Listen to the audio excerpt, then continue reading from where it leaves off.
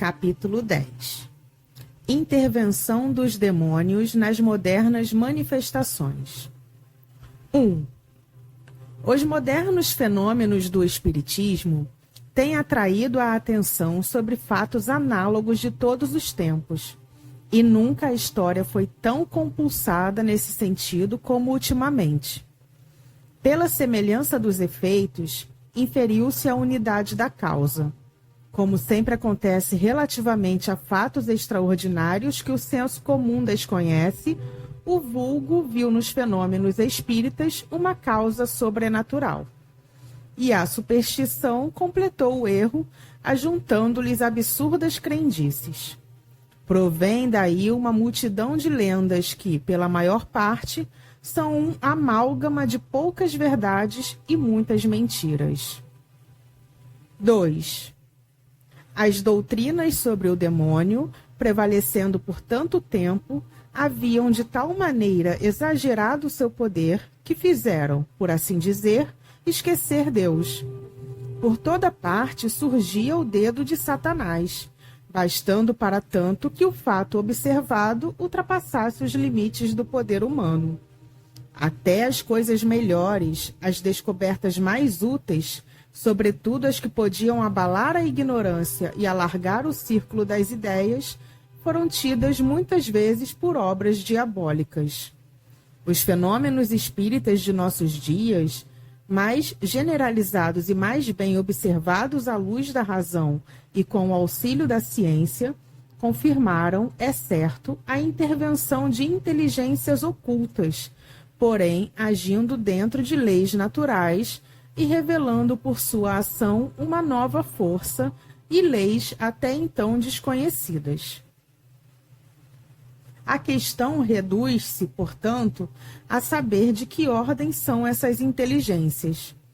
Enquanto não se possuía do mundo espiritual noções mais que incertas e sistemáticas, a verdade podia ser desviada. Mas hoje que observações rigorosas e estudos experimentais esclareceram a natureza, origem e destino dos espíritos, bem como o seu modo de ação e papel no universo, hoje, dizemos, a questão se resolve por fatos. Sabemos agora que essas inteligências ocultas são as almas dos que viveram na Terra. Sabemos também que as diversas categorias de bons e maus espíritos não são seres de espécies diferentes, porém que apenas representam graus diversos de adiantamento. Segundo a posição que ocupam em virtude do desenvolvimento intelectual e moral, os seres que se manifestam apresentam os mais fundos contrastes, sem que por isso possamos supor não tenham saído todos da grande família humana, do mesmo modo que o selvagem, o bárbaro e o homem civilizado. 3. Sobre este ponto, como sobre muitos outros, a Igreja mantém as velhas crenças a respeito dos demônios. Diz ela, há princípios que não variam há 18 séculos, porque são imutáveis. O seu erro é precisamente esse, de não levar em conta o progresso das ideias. É supor Deus insuficientemente sábio para não proporcionar a revelação ao desenvolvimento das inteligências. É, em suma, falar aos contemporâneos a mesma linguagem do passado. Ora, progredindo a humanidade enquanto a Igreja se abroquela em velhos erros sistematicamente, tanto em matéria espiritual como na científica, cedo virá a incredulidade, avassalando a própria Igreja. 4. Eis como esta explica a intervenção exclusiva dos demônios nas manifestações espíritas. Nas suas intervenções exteriores, os demônios procuram dissimular a sua presença, a fim de afastar suspeitas. Sempre astutos e pérfidos, seduzem o homem com ciladas antes de algemá-lo na opressão e no servilismo. Aqui lhe aguçam a curiosidade com fenômenos e partidas pueris. Além, despertam-lhe a admiração e subjugam-no pelo encanto do maravilhoso. Se o sobrenatural aparece e os desmascara, então acalmam-se, extinguem quaisquer apreensões, solicitam confiança e provocam familiaridade. Ora se apresentam como divindades e bons gênios, ora assimilam nomes e mesmo traços de memorados mortos.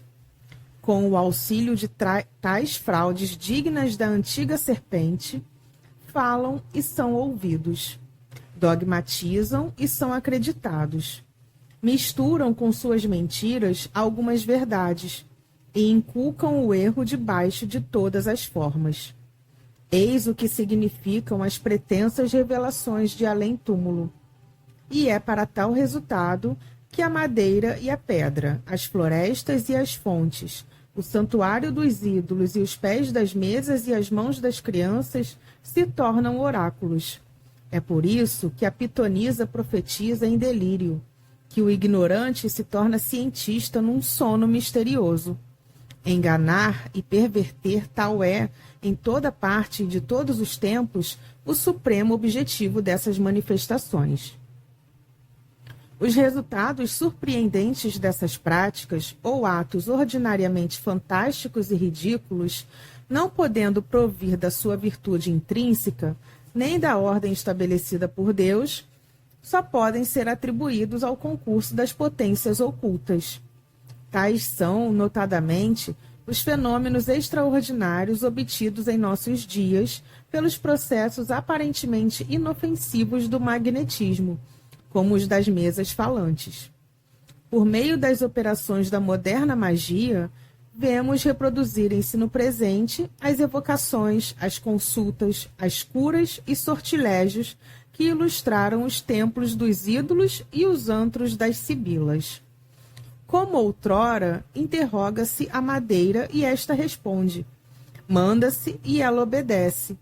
Isto em todas as línguas e sobre todos os assuntos.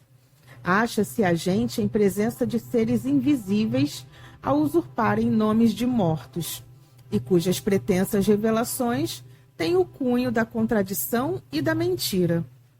Formas inconsistentes e leves aparecem rápidas e repentinas, patenteando-se dotadas de força sobre-humana. Quais são os agentes secretos desses fenômenos, os verdadeiros atores dessas cenas inexplicáveis? Os anjos, esses não aceitariam tais papéis indignos, como também não se prestariam a todos os caprichos da curiosidade. As almas dos mortos, que Deus proíbe evocar, essas demoram no lugar que lhes designa sua justiça, e não podem, sem sua permissão, colocar-se às ordens dos vivos. Assim, os seres misteriosos que acodem ao primeiro apelo do herege, do ímpio ou do crente, o que importa dizer da inocência ou do crime, não são nem enviados de Deus, nem apóstolos da verdade e da salvação, porém fatores do erro e agentes do inferno. Apesar do cuidado com que se ocultam sob os mais variáveis nomes, eles traem-se pela nulidade das suas doutrinas, pela baixeza dos atos e incoerência das palavras. Procuram apagar do símbolo religioso os dogmas do pecado original, da ressurreição do corpo, da eternidade das penas, como de toda a revelação divina, para subtrair às leis a sua verdadeira sanção e abrir ao vício todas as barreiras. Se as suas sugestões pudessem prevalecer, acabariam por formar uma religião cômoda para uso do socialismo e de todos a quem importuna a noção do dever e da consciência. A incredulidade do nosso século facilitou-lhes o caminho. Assim, possam as sociedades cristãs, por uma sincera dedicação à fé católica, escapar ao perigo desta nova e terrível invasão. 5.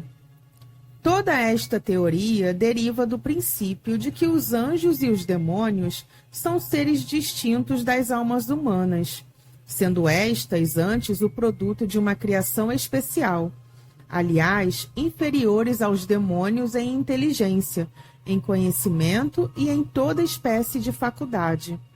E é assim que opina pela exclusiva intervenção dos maus anjos, nas antigas como nas modernas manifestações dos espíritos. A possibilidade da comunicação dos mortos é uma questão de fato.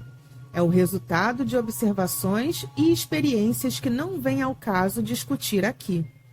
Admitamos, porém, como hipótese a doutrina acima citada, e vejamos se ela não se destrói por si mesma com os seus próprios argumentos. 6. Das 3 categorias de anjos, segundo a Igreja, a primeira ocupa-se exclusivamente do céu, a segunda do governo do universo e a terceira da terra. É nesta última que se encontram os anjos de guarda encarregados da proteção de cada indivíduo. Somente uma parte dos anjos desta última categoria é que compartilhou da revolta e foi transformada em demônios. Ora, desde que Deus lhes permitira com tanta liberdade, já por sugestões ocultas, já por ostensivas manifestações, induzir os homens em erro, e porque esse Deus é soberanamente justo e bom, devia, ao menos, para atenuar os males de tão odiosa concessão, permitir também a manifestação dos bons anjos.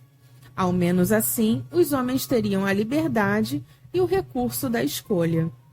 Dar, porém, aos anjos maus o monopólio da tentação, com poderes amplos de simular o bem para melhor seduzir, e vedando ao mesmo tempo toda e qualquer intervenção dos bons, é atribuir a Deus o intuito inconcebível de agravar a fraqueza, a inexperiência e a boa-fé dos homens.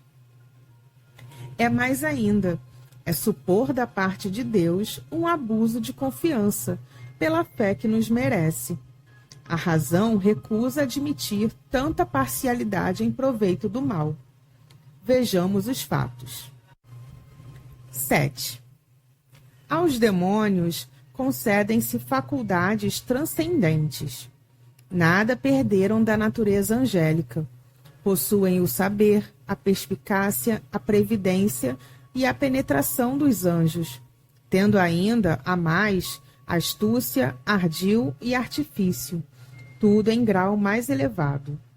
O objetivo que os move é desviar os homens do bem, afastá-los de Deus e arrastá-los ao inferno, do qual são provedores e recrutadores. Assim, compreende-se que se dirijam de preferência aos que estão no bom caminho e nele persistem. Compreende-se o emprego das seduções e simulacros do bem para atraí-los e perdê-los. Mas o que não se compreende é que se dirijam aos que já lhe pertencem de corpo e alma, procurando reconduzi-los ao Deus e ao bem. Quem mais estará nas garras do demônio do que aquele que de Deus blasfema, atido ao vício e à desordem das paixões? Esse não estará no caminho do inferno? Mas então, como compreender que a uma tal presa, esse demônio exorte a rogar a Deus, a submeter-se à sua vontade, a renunciar ao mal? Como se compreende que exalte aos seus olhos a vida deliciosa dos bons espíritos e lhe pinte a horrorosa posição dos maus? Jamais se viu um negociante realçar aos seus fregueses a mercadoria do vizinho em detrimento da sua, aconselhando-os a ir à casa dele. Nunca se viu um arrebanhador de soldados depreciar a vida militar, decantando o repouso da vida doméstica. Poderá ele dizer aos recrutas que terão vida de trabalhos e privações, com 10 probabilidades contra uma de morrerem, ou, pelo menos, de ficarem sem braços nem pernas? É este, no entanto, o papel estúpido do demônio, pois é notório e é um fato que as instruções emanadas do mundo invisível têm regenerado incrédulos e ateus, insuflando-lhes n'alma fervor e crenças nunca havidos. Ainda por influência dessas manifestações, tem-se visto e vêem-se diariamente regenerarem-se viciosos contumazes, procurando melhorarem-se a si mesmos. Ora, atribuir ao demônio tão benéfica propaganda e salutar resultado é conferir-lhe diploma de tolo. E como não se trata de simples suposição, mas de fato experimental contra o qual não há argumento, havemos de concluir ou que o demônio é um desazado de primeira ordem, ou que não é tão astuto e mau como se pretende, e, conseguintemente, tão temível quanto dizem. Ou, então, que todas as manifestações não partem dele. 8. Eles inculcam o erro sob todas as formas. E é para obter esse resultado que a madeira, a pedra, as florestas, as fontes, os santuários dos ídolos, os pés das mesas e as mãos dos meninos se tornam oráculos. Mas, se assim é, qual o sentido e valor destas palavras do Evangelho? Eu repartirei meu espírito por toda a carne. Vossos filhos e filhas profetizarão. Os jovens terão visões e os velhos terão sonhos. Nesses dias repartirei meu espírito por todos os meus servidores e servidoras, e eles profetizarão. Atos dos Apóstolos, capítulo 2, versículos 17 e 18. Não estará nessas palavras a predição tácita da mediunidade dos nossos dias, a todos concedida, mesmo às crianças? E essa faculdade foi anatematizada pelos apóstolos? Não. Eles a apregoam como graça divina e não como obra do demônio. Terão os teólogos de hoje mais autoridade que os apóstolos? Por que não ver antes o dedo de Deus na realização daquelas palavras? 9. Por meio das operações da moderna magia, vemos reproduzirem-se no presente as evocações, as consultas, as curas e os sortilégios que ilustraram os templos dos ídolos e os antros das sibilas. Nós perguntamos: que há de comum entre as operações da magia e as evocações espíritas? Houve tempo em que tais operações faziam fé e acreditava-se na sua eficácia, mas hoje são simplesmente ridículas. Ninguém as toma a sério e o espiritismo condena-as. Na época em que florescera a magia, era imperfeita a noção sobre a natureza dos espíritos, geralmente havidos por seres dotados de poder sobre-humano. A troco da própria alma, ninguém os evocava que não fosse para obter favores de sorte e de fortuna, achar tesouros, revelar o futuro ou obter filtros. A magia, com seus sinais, fórmulas e práticas cabalísticas, era increpada de fornecer segredos para operar prodígios, constranger espíritos e ficarem às ordens dos homens e satisfazerem-lhes os desejos. Hoje sabemos que os espíritos são as almas dos mortos e não os evocamos senão para receber conselhos dos bons, moralizar os maus e continuar relações com seres que nos são caros. Eis o que o Espiritismo diz a tal respeito. 10. Não podereis obrigar nunca a presença de um espírito vosso igual ou superior em moralidade, por vos faltar autoridade sobre ele. Mas do vosso inferior, e sendo para seu benefício, consegui-lo-eis, visto como outros espíritos vos secundam. O Livro dos Médiuns, segunda parte, capítulo 25. A mais essencial de todas as disposições para evocar é o recolhimento, quando desejamos tratar com espíritos sérios. Com a fé e o desejo do bem, mais aptos nos tornamos para evocar espíritos superiores. Elevando nossa alma por alguns instantes de concentração, no momento de evocá-los, identificamo-nos com os bons espíritos, predispondo a sua vinda. O Livro dos Médiuns, segunda parte, capítulo 25. Nenhum objeto, medalha ou talismã têm a propriedade de atrair ou repelir espíritos, pois a matéria ação alguma exerce sobre eles. Nunca um bom espírito aconselha tais absurdos. A virtude dos talismãs só pode existir na imaginação de pessoas simplórias. Não há fórmulas sacramentais para evocar espíritos. Quem quer que pretendesse estabelecer uma fórmula poderia ser taxado de usar de charlatanismo, visto que para os espíritos puros a fórmula nada vale. A evocação deve, porém, ser feita sempre em nome de Deus. O Livro dos Médiuns, segunda parte, capítulo 17. Os espíritos que prefixam entrevistas em lugares lúgubres e a horas indevidas são os que se divertem à custa de quem os ouve. É sempre inútil e muitas vezes perigoso ceder a tais sugestões. Inútil porque nada se ganha além de uma mistificação. E perigoso não pelo mal que possam fazer os espíritos, mas pela influência que tais fatos podem exercer sobre cérebros fracos. O Livro dos Médiuns, segunda parte, capítulo 25. Não há dias nem horas mais especialmente propícios às evocações.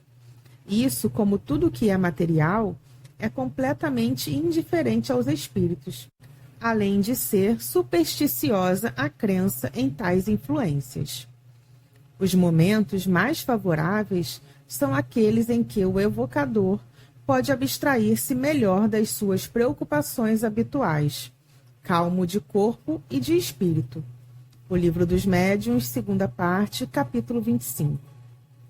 A crítica malévola apraz-se em representar as comunicações espíritas revestidas das mais práticas ridículas e supersticiosas da magia e da nigromancia.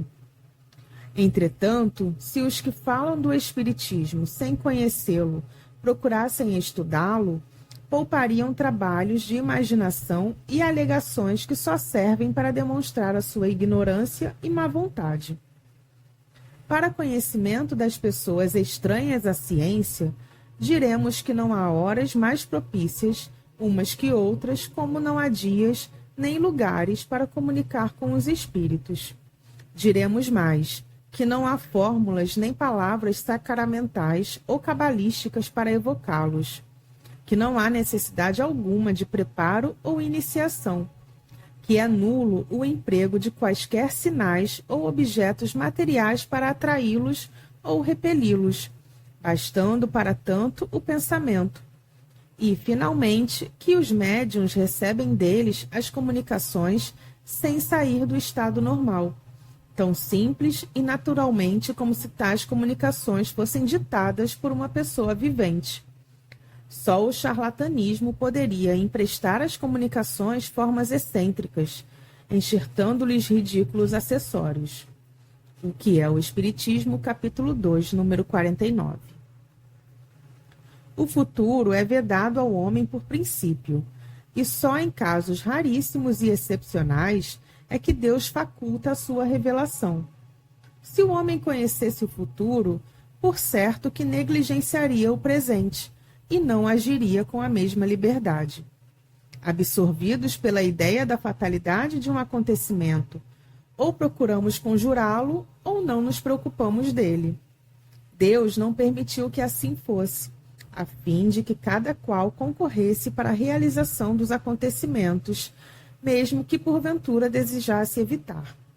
Ele permite, no entanto, a revelação do futuro, quando o conhecimento prévio de uma coisa não estorva, mas facilita a sua realização, induzindo a procedimento diverso do que se teria sem tal circunstância.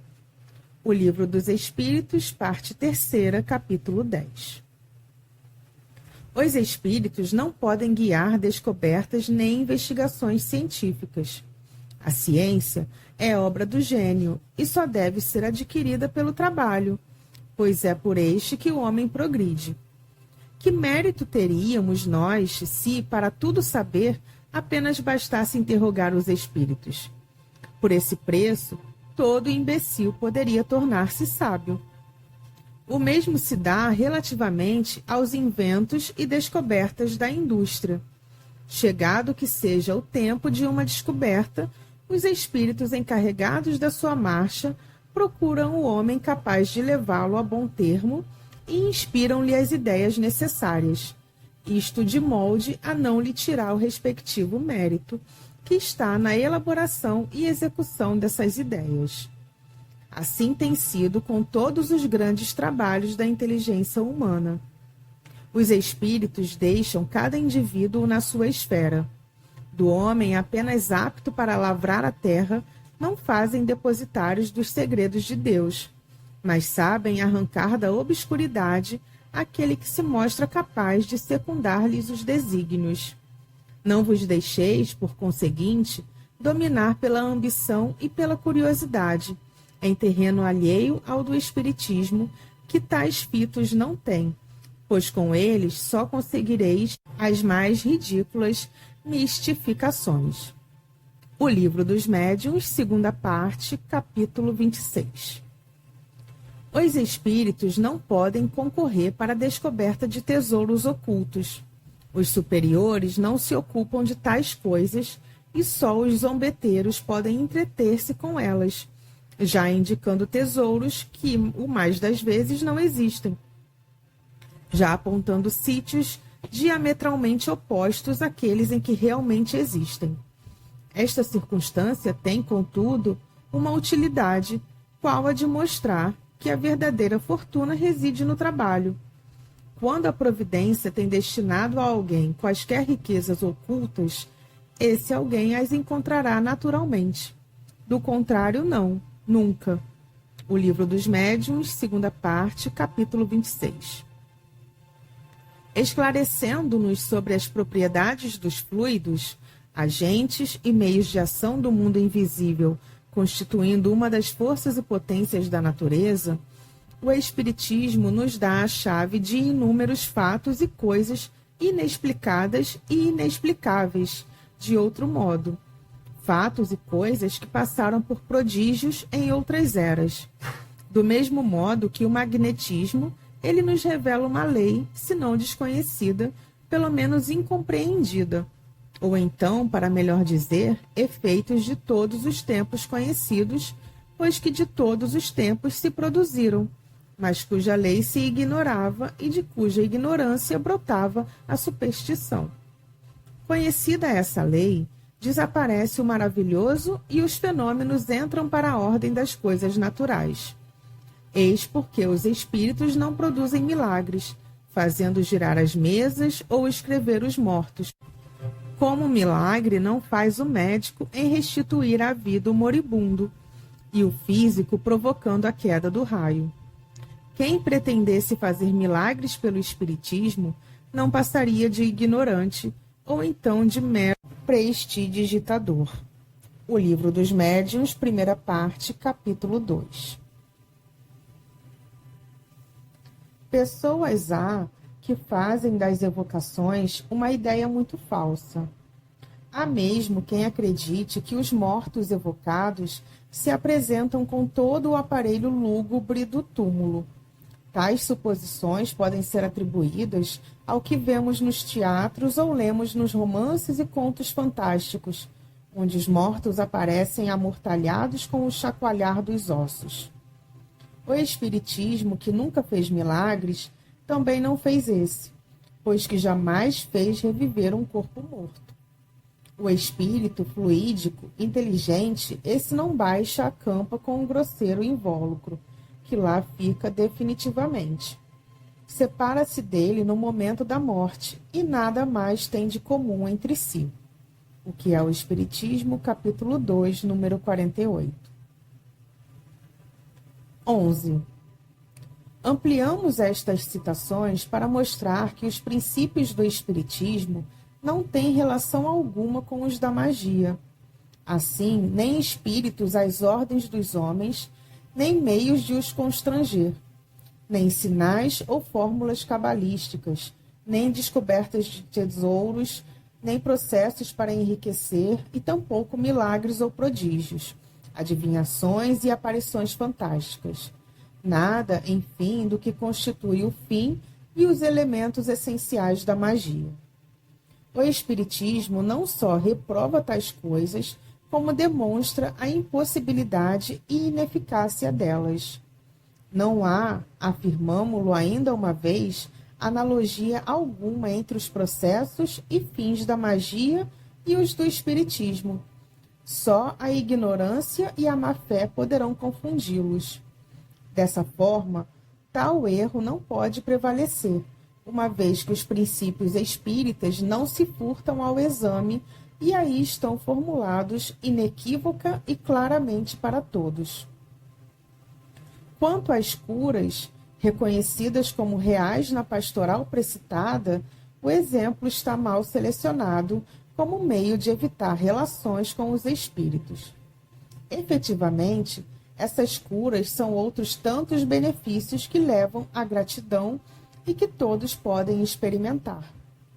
Pouca gente estará disposta a renunciar a elas, mormente depois de haver esgotado outros recursos antes de recorrer ao diabo. Depois, se o diabo cura, força é confessar que faz uma boa e meritória ação. 12. Quais são os agentes secretos de tais fenômenos, os verdadeiros autores dessas cenas inexplicáveis? Os anjos, esses não aceitariam papéis indignos, como também não se prestariam aos caprichos todos da curiosidade. O autor quer falar das manifestações físicas dos espíritos, no número das quais algumas há, evidentemente, pouco dignas de espíritos superiores. Nós lhe pediremos, contudo, que substitua o vocábulo anjo pelo de espíritos puros ou espíritos superiores, pois que assim teremos exatamente o que diz o Espiritismo. Indignas, porém, dos bons espíritos não se pode considerar uma multidão de comunicações dadas pela escrita, pela palavra, pela audição, etc., pois que tais comunicações seriam e são dignas dos homens mais eminentes da terra. O mesmo poderemos dizer quanto às curas, aparições e um sem número de fatos que os livros santos citam em profusão como obra de anjos ou de santos.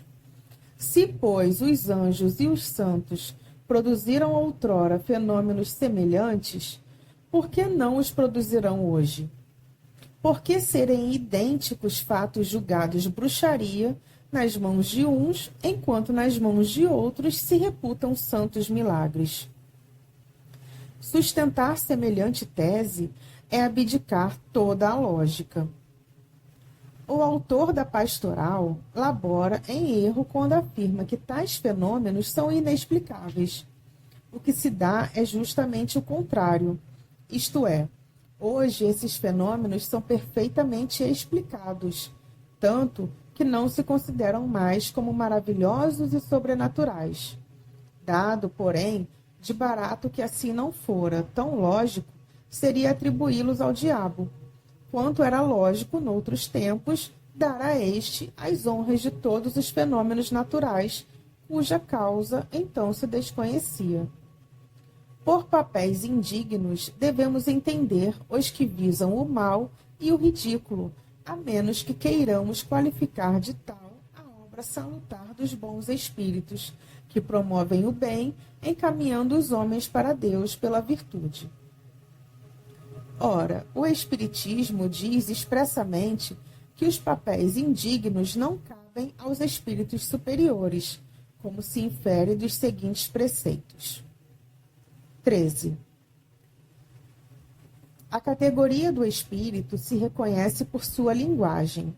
Os verdadeiramente bons e superiores têm-na sempre digna, nobre, lógica, imune de qualquer contradição. Ressumbra sabedoria, modéstia, benevolência e a mais pura moral. Além disso, é concisa, clara, sem redundâncias inúteis. Os espíritos inferiores, ignorantes ou orgulhosos, é que suprem a vacuidade das ideias com abundância de frases. Todo pensamento implicitamente falso, toda máxima contrária à sã moral, todo conselho ridículo, toda expressão grosseira, trivial ou simplesmente frívola, qualquer sinal de malevolência, de presunção ou de arrogância, são indícios incontestáveis da inferioridade de um espírito. Os espíritos superiores só se ocupam de comunicações inteligentes, visando instruir-nos. As manifestações físicas ou puramente materiais competem mais comumente aos espíritos inferiores, vulgarmente designados por espíritos batedores, pela mesma razão porque entre nós os torneios de força e agilidade são próprios de saltimbancos e não de sábios. Absurdo seria supor que um espírito, por pouco elevado que seja, goste do alarde e do reclamo. O que é o Espiritismo, capítulo 2, números 37, 38, 39, 40 e 60. Vede também o Livro dos Espíritos, parte 2, capítulo 1, Diferentes Ordens de Espíritos, Escala Espírita, e o Livro dos Médiuns, segunda parte, capítulo 24, Identidade dos Espíritos, Distinção dos Bons e Maus Espíritos. Qual é o homem de boa fé que pode lobrigar nestes preceitos atribuições incompatíveis com espíritos elevados? Não, o Espiritismo não confunde os espíritos, antes, pelo contrário, distingue-os. A Igreja, sim, atribui aos demônios uma inteligência igual à dos anjos, ao passo que o Espiritismo afirma e confirma, baseado na observação dos fatos, que os espíritos inferiores são mais ou menos ignorantes, tendo muito limitados o seu horizonte moral e perspicácia, de feição a terem das coisas uma ideia muitas vezes falsa e incompleta, incapazes de resolver certas questões e, consequentemente, de fazer tudo quanto se atribui aos demônios. 14. As almas dos mortos, que Deus proíbe evocar, essas demoram no lugar que lhes designa a sua justiça, e não podem, sem sua permissão, colocar-se à disposição dos vivos. O Espiritismo vai além, é mais rigoroso. Não admite manifestação de quaisquer espíritos, bons ou maus, sem a permissão de Deus, ao passo que a Igreja de tal não cogita relativamente aos demônios, os quais, segundo a sua teoria, se dispensam de tal permissão. O Espiritismo diz mais que, mediante tal permissão e correspondendo ao apelo dos vivos, os espíritos não se põem à disposição destes. O espírito evocado vem voluntariamente ou é constrangido a manifestar-se. Obedecendo à vontade de Deus, isto é, a lei que rege o universo, ele julga da utilidade ou inutilidade da sua manifestação, o que constitui uma prerrogativa do seu livre-arbítrio. O espírito superior não deixa de vir sempre que é evocado para um fim útil, só se recusando a responder quando em reunião de pessoas pouco sérias, que levem a coisa em ar de gracejo. O Livro dos Médiuns, segunda parte, capítulo 25. Pode o espírito evocado recusar-se a vir pela evocação que lhe fazem? Perfeitamente, visto como tem o seu livre-arbítrio. Podeis, acaso, acreditar que todos os seres do universo estejam à vossa disposição? E vós mesmos vos julgais obrigados a responder a todos quantos pronunciam o vosso nome? Mas quando digo que o espírito pode recusar-se, subordino essa negativa ao pedido do evocador. Por isso que um espírito inferior pode ser constrangido por um superior a manifestar-se. O Livro dos Médiuns, segunda parte, capítulo 25. Tanto os espíritas estão convencidos de que nada podem sobre os espíritos diretamente, sem a permissão de Deus, que dizem quando evocam: rogamos a Deus Todo-Poderoso, permitir que um bom espírito se comunique conosco, bem como aos nossos anjos de guarda assistir-nos e afastarem os maus espíritos. E em se tratando de evocação de um espírito determinado, rogamos a Deus Todo-Poderoso permitir que tal espírito se comunique conosco, etc. O Livro dos Médiuns, segunda parte, capítulo 17, número 203. 15. As acusações formuladas pela Igreja contra as evocações não atingem, portanto, o espiritismo, porém as práticas da magia, com a qual este nada tem de comum. O espiritismo condena tanto quanto a Igreja as referidas práticas, ao mesmo tempo que não confere aos espíritos superiores um papel indigno deles, nem algo pergunta ou pretende obter sem a permissão de Deus. Certo, pode haver quem abuse das evocações, quem delas faça um jogo, quem lhes desnature o caráter providencial em proveito de interesses pessoais, ou ainda quem, por ignorância, leviandade, orgulho ou ambição, se afaste dos verdadeiros princípios da doutrina. O verdadeiro espiritismo, o espiritismo sério, os condena, porém, tanto quanto a verdadeira religião condena os crentes hipócritas e os fanáticos. Portanto, não é lógico nem razoável imputar ao espiritismo abusos que ele é o primeiro a condenar, e os erros daqueles que não o compreendem. Antes de formular qualquer acusação, convém saber se é justa. Assim, diremos, a censura da Igreja recai nos charlatões, nos especuladores, nos praticantes de magia e sortilégio, e com razão. Quando a crítica religiosa ou cética, dissecando abusos, profliga o charlatanismo, não faz mais que realçar a pureza da sã doutrina, auxiliando-a no expurgo de maus elementos e facilitando-nos a tarefa. O erro da crítica está no confundir o bom e o mal, o que muitas vezes sucede pela má-fé de alguns e pela ignorância do maior número. Mas a distinção que uma tal crítica não faz, outros a fazem. Finalmente, a censura aplicada ao mal, e a qual todo espírita sincero e reto se associa, essa nem prejudica nem afeta a doutrina. 16. Assim, os seres misteriosos que acodem ao primeiro apelo do herege, do ímpio ou do crente, o que importa dizer, da inocência ou do crime, não são nem enviados de Deus, nem apóstolos da verdade e da salvação, mas fatores do erro e agentes do inferno.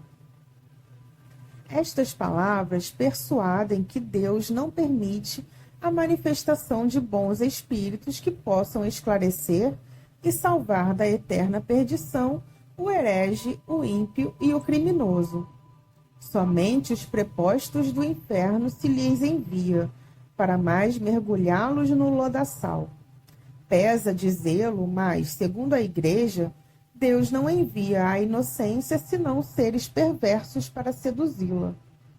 Essa Igreja não admite entre os anjos, entre as criaturas privilegiadas de Deus, um ser bastante compassivo que venha em socorro das almas transviadas. Para que servem, pois, as brilhantes qualidades que exornam tais seres? Acaso, e tão somente para seu gozo pessoal? E serão eles realmente bons quando, extasiados pelas delícias da contemplação, veem tantas almas no caminho do inferno, sem que procurem desviá-las? Mas isso é, precisamente, a imagem do egoísmo desses potentados, que, impiedosos na farta opulência, deixam morrer à fome o mendigo que lhes bate à porta. É mais ainda, é o próprio egoísmo arvorado em virtude e colocado aos pés do Criador. Mas vós vos admirais que bons espíritos Venham ao herege e ao ímpio, certamente porque vos esquecestes desta parábola do Cristo. Não é o homem são que precisa de médico. Então, não tendes um ponto de vista mais elevado que o dos fariseus daquele tempo? E vós mesmos, vós vos recusareis mostrar o bom caminho ao descrente que vos chamasse? Pois bem, os bons espíritos fazem o que farias. Dirigem-se ao ímpio para dar-lhe bons conselhos. Em lugar de anatematizardes as comunicações de além-túmulo, melhor fora bendissesseis os decretos do Senhor, admirando-lhe a onipotência e bondade infinitas. 17. Dizem que há anjos de guarda, mas quando não podem insinuar-se pela voz misteriosa da consciência ou da inspiração, por que não empregarem meios de ação mais diretos e materiais de modo a chocar os sentidos, uma vez que tais meios existem? E pois que tudo provém de Deus e nada ocorre sem a sua permissão, podemos admitir que ele faculte tais meios aos maus espíritos e os recuse aos bons? Nesse caso, é preciso confessar que Deus facilita mais poderes ao demônio para perder aos homens do que aos anjos de guarda para salvá-los. Pois bem, o que os anjos de guarda, segundo a Igreja, não podem fazer, fazem por si os demônios, servindo-se de tais comunicações, ditas infernais, reconduzem a Deus os que o renegavam e ao bem os escravizados ao mal. Esses demônios fazem mais, dão-nos o espetáculo de milhões de homens acreditando em Deus por intercessão da sua potência diabólica, ao passo que a Igreja era impotente para convertê-los. Homens que jamais oraram fazem-no hoje com fervor, graças às instruções desses demônios. Quantos orgulhosos, egoístas e devassos se tornaram humildes, caridosos e recatados. E tudo por obra do diabo. Mas se assim for, claro é que toda essa gente o demônio tem prestado melhor serviço e guarda que os próprios anjos. É necessário, porém, formar uma triste opinião do senso humano dos nossos tempos para crer que os homens aceitem cegamente tais ideias. Uma religião, porém, que faz pedra angular de tal doutrina, uma religião que se destrói pela base, em se lhe tirando os seus demônios, o seu inferno, as suas penas eternas e o seu Deus impiedoso, uma religião, tal dizemos, é uma religião que se suicida. 18. Dizem que Deus enviou o Cristo, seu Filho, para salvar os homens, provando-lhes com isso seu amor. Como se explica, entretanto, que os deixasse depois em abandono? Não há dúvida de que Jesus é o mensageiro divino enviado aos homens para ensinar-lhes a verdade e por ela o caminho da salvação. Mas contai, e somente após a sua vinda, quantos não puderam ouvir-lhe a palavra da verdade?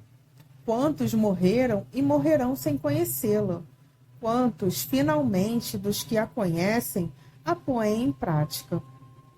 Então, por que não lhes enviar Deus, sempre solícito na salvação de suas criaturas, outros mensageiros que, baixando a todas as terras, entre grandes e pequenos, ignorantes e sábios, crédulos e céticos, venham ensinar a verdade aos que a desconhecem, torná-la compreensível aos que não a compreendem, e suprir, enfim, pelo seu ensino direto e múltiplo, a insuficiência na propagação do Evangelho, abreviando o evento do reinado divino.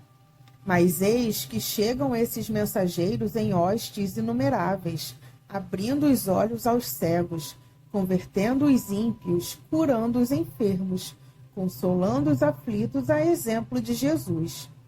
Que fazeis vós e como os recebeis vós? Vós os repudiais, repelis o bem que fazem e clamais, são demônios. Outra não era a linguagem dos fariseus relativamente ao Cristo, que diziam fazia o bem por artes do diabo. E o Nazareno respondeu-lhes: reconhecei a árvore por seu fruto. A má árvore não pode dar bons frutos. Para os fariseus, eram maus os frutos de Jesus, porque ele vinha destruir o abuso e proclamar a liberdade que lhes arruinaria a autoridade. Se, ao invés disso, Jesus tivesse vindo lisonjear-lhes o orgulho, sancionar os seus erros e sustentar-lhes o poder, então sim, ele seria o esperado Messias dos judeus. Mas o Cristo era só, pobre e fraco. Decretaram-lhe a morte, julgando extinguir-lhe a palavra. E a palavra sobreviveu-lhe porque era divina. Importa, contudo, dizer que essa palavra só lentamente se propagou. E após 18 séculos, apenas é conhecida de 1/10 parte do gênero humano. Além disso, em que pese a tais razões, numerosos cismas rebentaram já do seio da cristandade. Pois bem, agora Deus, em sua misericórdia, envia os Espíritos a confirmá-la, a completá-la, a difundi-la por todos e em toda a terra, a santa palavra de Jesus. E o grande caso é que os Espíritos não estão encarnados num só homem cuja voz fora limitada. Eles são inumeráveis, andam por toda parte e não podem ser tolhidos. Também por isso, o seu ensino se amplia com a rapidez do raio, e porque falam ao coração e à razão, são pelos humildes mais compreendidos. 19. Não é indigno de celestes mensageiros, dizeis, o transmitirem suas instruções por meio tão vulgar qual das mesas? Não será ultrajá-los o supor que se divertem com frivolidades, deixando a sua mansão de luz para se porem à disposição do primeiro curioso? Jesus também deixou a mansão do Pai para nascer num estábulo. E quem vos disse que o Espiritismo atribui frioleiras aos espíritos superiores? Não, o Espiritismo afirma positivamente o contrário, isto é, que as coisas vulgares são próprias de espíritos vulgares. Não obstante, dessas vulgaridades resulta um benefício qual o de abalar muitas imaginações, provando a existência do mundo espiritual e demonstrando à saciedade que esse mundo não é tal, porém muito diferente do que se julgava. Essas manifestações iniciais eram, porventura, simples como tudo que começa, mas nem por geminar de minúscula semente a árvore deixa um dia de estender virente e copada sua ramagem. Quem acreditaria que da misérrima manjedoura de Belém pudesse sair a palavra que havia de transformar o mundo? Sim, o Cristo é bem o Messias divino.